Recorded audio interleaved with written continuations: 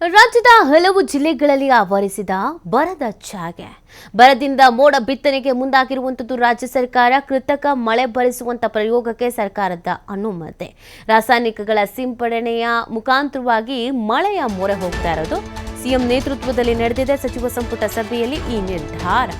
ಮೋಡ ಬಿತ್ತನೆಗಾಗಿ 28.52 ಕೋಟಿ ಅನುದಾನಕ್ಕೆ ಕ್ಯಾಬಿನೆಟ್ ಒಪ್ಪಿಗೆ ಕೊಟ್ಟಿದೆ. ವಿಶೇಷ ವಿಮಾನದ ಮುಖಾಂತರವಾಗಿ ಮೋಡ ಬಿತ್ತನೆಗೆ ಅವಕಾಶ. ಸುಮಾರು 200 ಗಂಟೆಗಳ ಕಾಲ ಮೋಡ ಬಿತ್ತನೆ. ಜಲಸಂಪನ್ಮೂಲ ಇಲಾಖೆಯಿಂದ ಮೋಡ ಬಿತ್ತನೆಗೆ ಕಾರ್ಯ. ಕಂದಾಯ ಇಲಾಖೆಯ ಮಾರ್ಗದರ್ಶನದಲ್ಲಿ ಮೋಡ ಬಿತ್ತನೆ. ನೋಡಿ, ಇದು ಮೊದಲ ಬಾರಿಗೇನಲ್ಲ.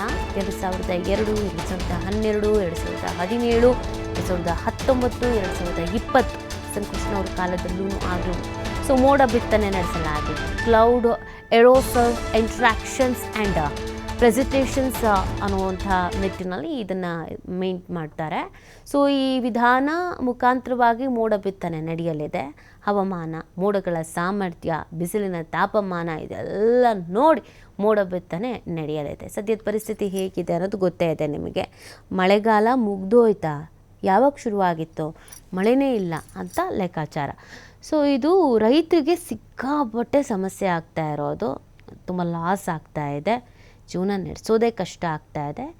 ಆ ಹಿನ್ನೆಲೆಯಲ್ಲಿ ಮೋಡ ಬಿತ್ತನೆ ಬೆಟರ್ ಅಂತ. ಈ ಹಿಂದೆ ಎಲ್ಲ ಮೋಡ ಬಿತ್ತನೆ ಮಾಡಿದಿದೆಯಲ್ವಾ, ಅದೇ ಥರ ಮೋಡ ಬಿತ್ತನೆ ಅಂತ ಅದಕ್ಕೆ ಕ್ಯಾಬಿನೆಟಲ್ಲಿ ಒಪ್ಪಿಗೆ ಕೂಡ ಸಿಕ್ಕಿದೆ. ಸಿಎಂ ನೇತೃತ್ವದಲ್ಲಿ ನಡೆದಿದ್ದು ಸಚಿವ ಸಂಪುಟ ಸಭೆ.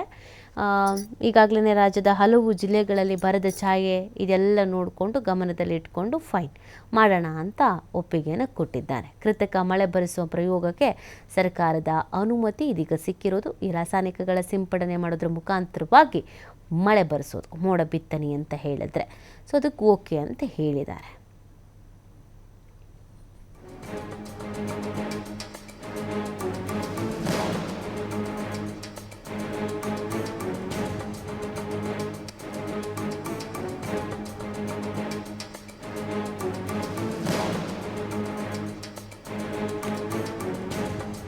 ಸಿಎಂ ನೇತೃತ್ವದಲ್ಲಿ ನಡೆದಂಥ ಸಚಿವ ಸಂಪುಟ ಸಭೆಯಲ್ಲಿ ಈ ನಿರ್ಧಾರವನ್ನು ಕೈಗೊಳ್ಳಲಾಗಿದೆ. ಈ ಬಾರಿ ಮಳೆ ಇರಲ್ಲ ಅಂತ ಮೊದಲೇ ಎಚ್ಚರಿಕೆಯನ್ನು ನೀಡಲಾಗಿತ್ತು.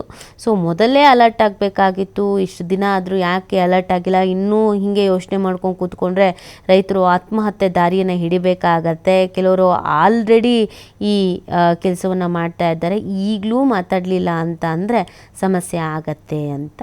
ಫೈನಲಿ ಇದೀಗ ಮೋಡ ಬಿತ್ತನೆಯ ಬಗ್ಗೆ ಚಿಂತನೆ ಆಗಿದೆ. ಕ್ಯಾಬಿನೆಟ್ನಲ್ಲಿ ಅದಕ್ಕೆ ಓಕೆ ಅಂತಲೂ ಕೂಡ ಹೇಳಲಾಗಿದೆ. ಹಲವು ಸಮಸ್ಯೆಗಳು ಎದುರಾಗತ್ತೆ, ಬಟ್ ಆ ಸಮಸ್ಯೆಗಳನ್ನೆಲ್ಲ ನೋಡಿಕೊಂಡು ಬಗೆಹರಿಸ್ಕೊಂಡು ಮಾಡಬೇಕಾಗತ್ತೆ.